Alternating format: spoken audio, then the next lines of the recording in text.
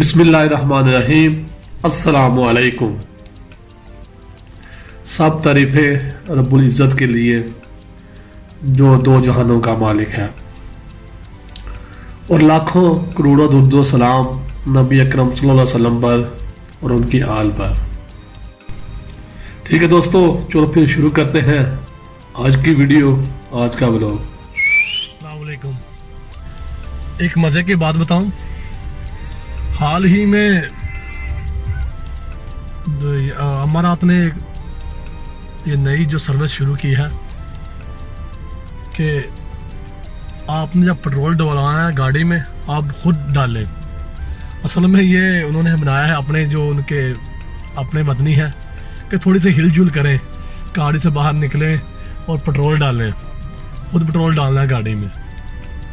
अगर आपने खुद नहीं डालना, जो उनके मुलाजम उनसे डलवाना है, तो एक्स्ट्रा चार्ज आएगा, 10 दिरहम एक्स्ट्रा चार्ज आएगा अगर आपने खुद नहीं डलवाना।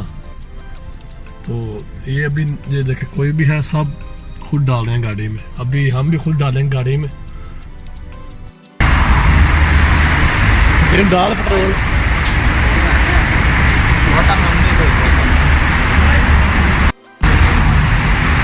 डाल लो पेट्रोल। तेरी शर्ट हो जाती है कि तू किराया करे जोक था ये।